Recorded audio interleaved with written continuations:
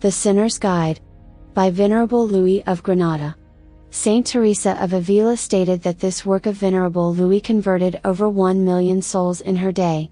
She, along with Saint John of the Cross, Saint Francis de Sales, Saint Charles Borromeo, Saint Vincent de Paul, and Saint Rose of Lima, all counted it among their favorite spiritual books. Chapter 2. The second motive which obliges us to practice virtue and to serve God, gratitude for our creation.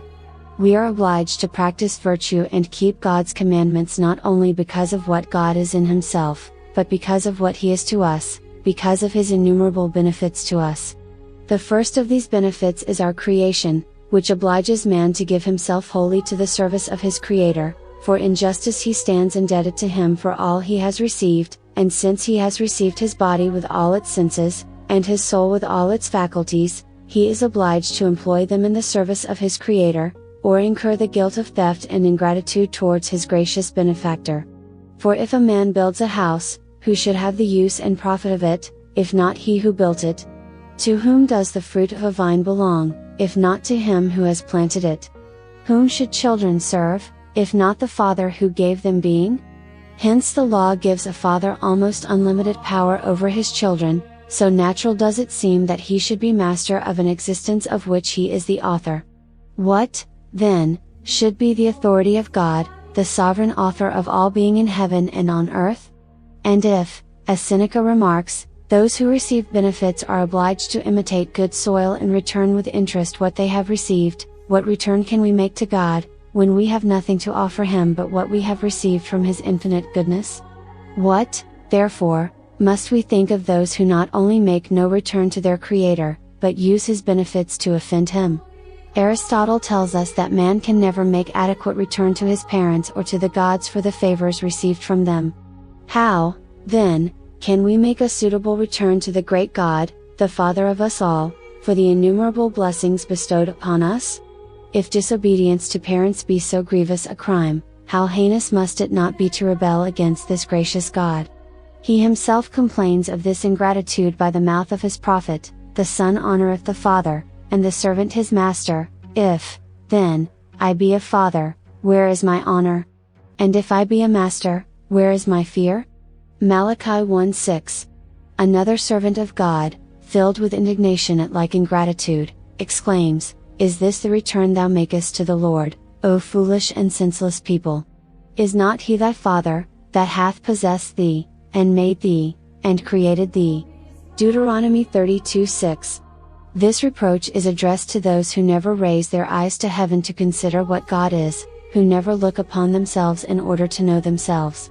Knowing nothing, therefore, of their origin or the end for which they are created, they live as though they themselves were the authors of their being.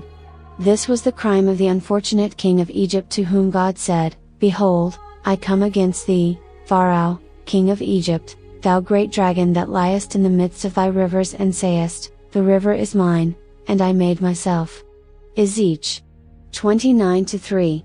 This is, at least practically, the language of those who act as though they were the principle of their own being, and who refuse to recognize any obligation to serve their Maker. How different were the sentiments of Saint Augustine, who by studying his origin was brought to the knowledge of Him from whom he had received his being. "I returned to myself," he says, "and entered into myself, saying, What art thou? And I answered, A rational and mortal man. And I began to examine what this was, and I said, O my Lord and my God, who has created so noble a creature as this? Who, O Lord, but Thou? Thou, O my God, hast made me. I have not made myself. What art Thou, Thou by whom I live and from whom all things receive being? Can anyone create himself or receive his being but from Thee? Art Thou not the source of all being, the fountain whence all life flows? For whatsoever has life lives by Thee, because nothing can live without Thee. It is Thou, O Lord, that hast made me, and without Thee nothing is made.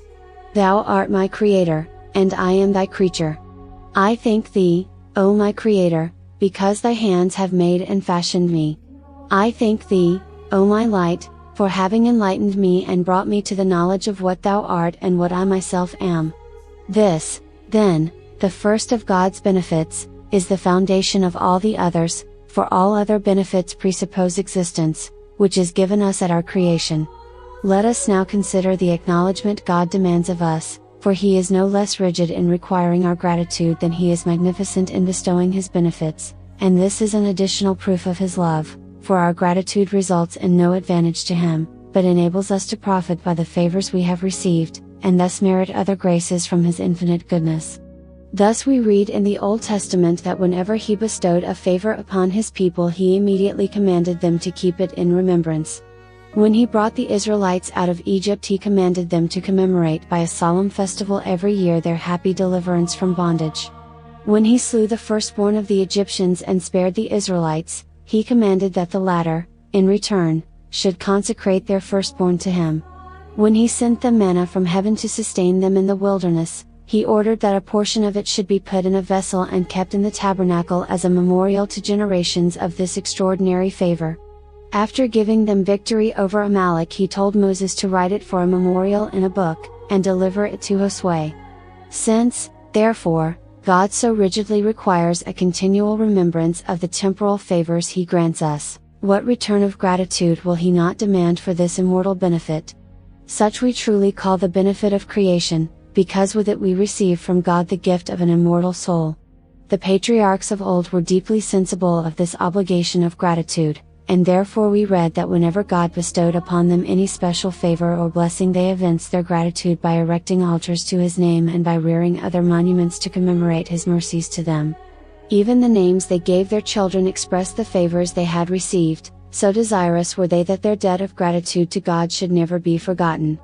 Saint Augustine, speaking on this subject in one of his soliloquies, says, "Man should think of God as often as he breathes, for as his being is continuous and immortal, he should continually return thanks to the author of his being." This obligation is so deeply graven in nature that even the philosophers and sages of this world earnestly inculcate gratitude to God. Hear the counsel of Epictetus: "Be not ungrateful, O man, to this sovereign power, but return thanks for the faculties with which He has endowed thee, for thy life itself and for all the things which sustain it, for fruits, wine, oil, and whatever advantages of fortune thou hast received from Him, but praise Him particularly for thy reason, which teaches thee the proper use and the true worth of all these things." If a pagan philosopher teaches such gratitude for benefits common to all men, what should be the gratitude of a Christian, who has received the light of faith in addition to that of reason, as well as other gifts vastly superior to those we have just mentioned? But perhaps you will urge that these benefits common to all seem the work of nature rather than graces emanating from God, and why, you ask, should I be grateful for the general order which reigns in the world, and because things follow their natural course? This objection is unworthy of a Christian, of a pagan, of any but an unreasonable animal. Hear how the same philosopher answers it: you will say, perhaps, that you receive all these benefits from nature. Senseless man! In saying this you but change the name of God, your benefactor. For what is nature but God Himself, the first and original nature? Therefore, it is no excuse, ungrateful man, to urge that you are indebted, not to God, but to nature, for without God there is no nature. Were you to receive a benefit from Lucius Seneca you would not dare to say that you were indebted to Lucius and not to Seneca. Such a subterfuge would change your benefactor's name, but would by no means cancel your obligation to him. It is not only a motive of justice which obliges us to serve God, but our necessities force us to have recourse to Him if we would attain the perfection and happiness for which we were created. In order to understand this more clearly, let us call to mind the general principle that creatures are not born with all their perfections. There remain many to be cultivated and developed, and only He who has begun the work can perfect it. Things instinctively go back to their first cause for their development and perfection. Plants unceasingly seek the sun, and sink their roots deep into the earth where they were formed. Fishes will not leave the element where they were engendered. Chickens seek vivifying warmth and shelter beneath their mother's wings. In like manner a lamb, until it has attained its strength, clings to the side of its ewe, distinguishing her among 1,000 of the same color, arguing, doubtless, with blind instinct, that it must seek what it lacks at the source whence it has received all that it is. This is apparent in all the works of nature, and if those of art could reason they would doubtless proceed in like manner. Were a painter to make a beautiful picture and omit the eyes, whither would the picture, were it sensible of its want, go to seek its completion? Not to the palaces of kings or princes, for all their power could not give it what it sought, no, it would seek its first cause, the master who designed it. And is not this thy position also, O rational creature? Thou art an unfinished work. Many things are lacking to the perfection of thy being. Thou hast not of the beauty and luster which are yet to be thine. Hence thy restless, unsatisfied yearning, hence those unceasing aspirations for a higher, a better state, which arise from thy very necessities. Yes, God let thee hunger, in order that, driven by necessity, thou mightest have recourse to Him. For this reason He did not give thee perfection at thy creation, but He withheld it only through love for thee. It was not to make thee poor, but to make thee humble, it was not to leave thee needy, but to compel thee to have recourse to Him. If, then, thou art blind, poor, and in need, why dost thou not seek the Father who created thee, the artist who designed thee, that He may satisfy thy wants and supply all that is lacking to thy perfection? Penetrated with this truth, David cried out, Thy hands have made me and formed me, give me understanding, and I will learn thy commandments. Psalms 118:73. Thy hands have made me, the prophet would say, but the work is incomplete. The eyes of my soul are still imperfect, they see not what they ought to know. To whom shall I go in my necessities, if not to Him from whom I have received all that I possess?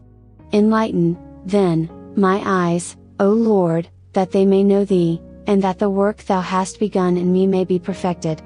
Therefore, only God can perfect the understanding, the will, and all the faculties of the soul. It is He alone who satisfies His creature and never fails him. With Him the creature is content in poverty, rich in destitution, happy in solitude, and though despoiled of all possessions, yet master of all things. Hence the wise man so justly says, one is as it were rich, when he hath nothing, and another is as it were poor, when he hath great riches. Proverbs 13:7. Rich indeed is the poor man who, like Saint Francis of Assisi, has God for his inheritance, though owning naught else, but poor would he be who knew not God, though he possessed the entire universe. What do their wealth and power avail the rich and great of this world when they are a prey to anxieties which they cannot calm, a victim to appetites which they cannot satisfy? For what comfort can costly raiment, luxurious viands, and overflowing coffers bring to a troubled mind? The rich man tosses restlessly on his soft couch, and his treasure is powerless to stifle the remorse which banishes sleep. Independently, therefore, of God's benefits to us, we are, from the necessities of our nature, obliged to serve Him, if we would attain our happiness and perfection.